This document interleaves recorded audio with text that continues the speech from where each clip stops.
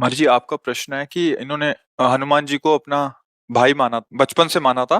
फिर अभी बड़े होके किसी ने बताया स्त्री साधक हनुमान जी की भक्ति नहीं कर सकते, उनको स्पर्श बड़े छोटे से हनुमान जी को साथ लेके घूमते हैं। तो महाराज जी कौन? हाँ, देखो, ये सब अलग बातें हैं, व्यवहार की हैं। हनुमान जी के मैया थे ना, मैया थे ना, बस। ये केवल बात सिद्धि के लिए की जाती है कि जब हनुमान जी को शक्ति के रूप में उनको तो वहां फिर नियम कानून लगते हैं। अभी आप मान लो हनुमान जी मेरे लाला है, कोई रोक पाएगा क्या? मेरे लाला है, मेरा छोटा पुत्र है, मेरा भाई है, मेरे जो भाव देखो, हनुमान जी कोई और नहीं, प्रभु ही तो है ना। तो मुझे इन सब बातों में कि स्त्री को ये इससे, देखो भैया, स्त्री और पुरुष की पोशाक पहने हो आप, ना आप स्त्री हो ना आप पुरुष हो, सच्चाई से समझो। ना थे न रहोगे, बीच में पोशाक मिली है। सरकारी पोशाक नहीं बदलती, आपको ड्यूटी जाना है तो आपकी पोशाक ये है। आप हो भारत के, फौज में हो, लेकिन अलग अलग है। वायुयान, जल, नेवी, थल, आर्मी, अलग अलग पोशाक, पुलिस की अलग, सबकी अलग। पर है सब कौन? भारतीय ना है, हम सब कौन? भगवदंश हैं। ये पोशाक मिली, हम आराधना भगवान की कर सकते हैं। देखो समझो, ना कोई स्त्री है ना कोई पुरुष है, हम सब भगवान के अंश हैं। और अंश एक जैसे हैं, उसमें छोटा बड़ा गंदा पवित्र ये सब नहीं है, समान अंश है। भगवान सम है ना, तो उनका अंश भी सम। एक श्लोक आता है उपनिषदों में, पूर्णमदः पूर्णमिदं पूर्णात् पूर्णमुदच्यते पूर्णस्य पूर्णमादाय पूर्णमेवावशिष्यते। उस पूर्ण परमात्मा से अगर अंश निकाला जाए तो क्या बचेगा? पूर्ण। वो पूर्ण ही अंश होता है। तो हम सब परमात्मा अंश हैं। अगर हनुमान जी से ऐसी प्रीति है, प्रीति और सिद्धि में अंतर होता है, ध्यान रखना। जैसे जगदम्बा है, हमारी अम्मा है, अम्मा, अब कौन सा नियम लागू होगा?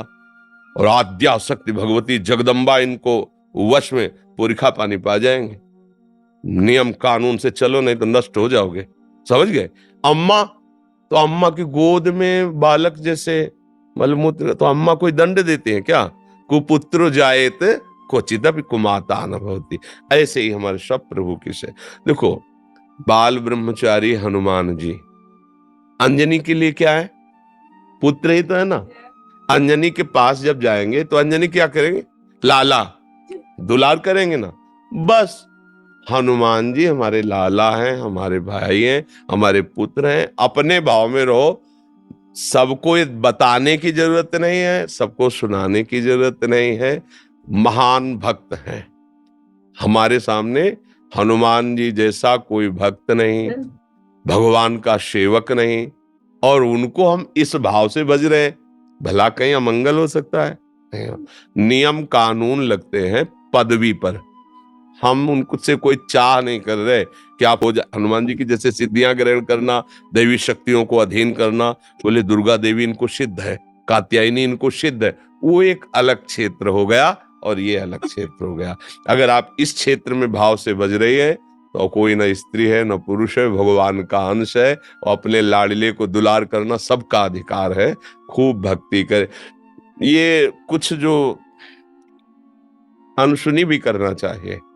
महाराज जी, गंगा में थी ना, मैं अक्षय तृतीया को पंचकोशी कर रही थी, तो पंचवें स्नान पे एक स्त्री ने बोल दिया ना कि छूते नहीं है, तो इन्होंने बाल रूप ले लिया। मैंने मार्गदर्शन यही आप करवाने। देखो भाई, हम आपको ये नहीं कहते कि आप मंगलवार को बंधनवार लेकर हनुमान जी के मंदिर जाएं, वहां चढ़ाएं। हम नहीं कह रहे हैं।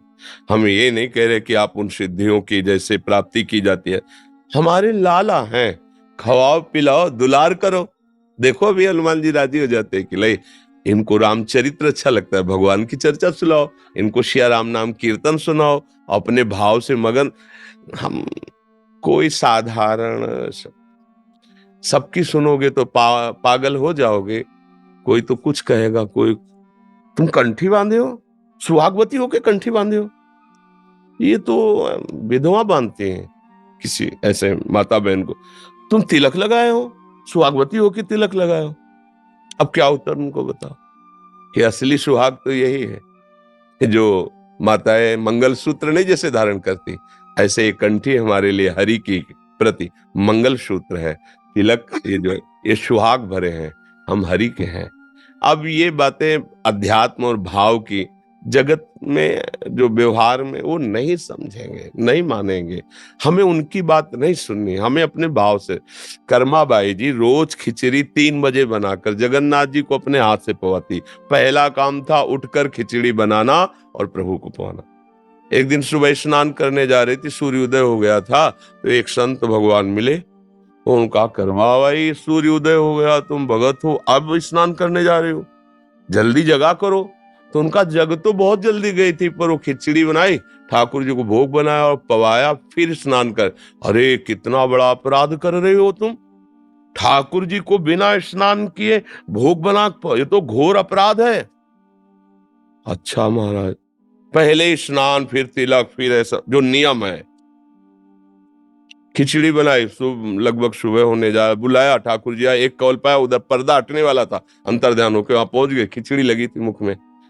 तो उनका जय जय, अभी तो पर्दा खुला है, भोग तो पधरा नहीं आपके मुख में। तो उनका एक महात्मा ने ना, बड़ा नियम कानून वाला है, समझा दिया हमारी कर्माबाई को। अब वो स्नान आदि करने में विलंब करके, वो वैसे मैं रोज जाता था पाता, तो आज एक ही कौल पाया और भाग आया, आचमन भी नहीं कर पाए। तो तुम ऐसा है, उन माता जी को बता दो जाके कि जो जैसी भावना से चलता मैं वैसे ही मिलता हूँ। ये था माम प्रपद्यन्ते तास्तते हुए, वो संत जी अपनी भावना से नियम से चले, उनसे कह दो सुबह जैसे करती थी वैसे करके मुझे भोग लगाए। समझ रहे हो ना, अपने प्रभु हैं, अपने लाडले हैं, हमको इस जन्म में भगवत प्राप्ति करनी है। भक्त का चरण आश्रय लेकर भगवान का चरण आश्रय, ये दो ही प्रकार हैं जिनसे भगवान की प्राप्ति होती है। तो आप चाहे प्रभु मान लो, चाहे महान भक्त मान लो, चाहे उनको अपना पुत्र मान लो। जब भगवान को पुत्र माना तो देखो अखिल लोकों का पिता नंद भवन में घुटने के बल चल रहा है नहीं? अयोध्या नरेश महाराज चक्रवर्ती सम्राट दशरथ जी के आंगन में रुंझुन करते हुए डोला कौन? अखिल लोकों का माता पिता स्वयं वो है। तो हमें लगता है कि यदि हमारी आसक्ति है और हम भावपूर्वक कर रहे हैं, तो हम किसी ब्रह्मचारी की सेवा नहीं कर रहे, किसी सिद्धि प्राप्ति के लिए नहीं कर रहे, हम अपने पुत्र की कर रहे हैं, हम अपने प्रभु की कर रहे हैं, हम अपने लाडिले की कर रहे हैं। कहीं कुछ बिगड़ने वाला नहीं, भाव से करो। ये शरीर वास्तविक नहीं है, उपासना वास्तविक है। ये आज है, कल नहीं रहेगा। आप अपने अंदर भाव हटाओ, मैं स्त्री हूं, मैं पुरुष हूं, अभी शुद्ध अध्यात्म जागृत।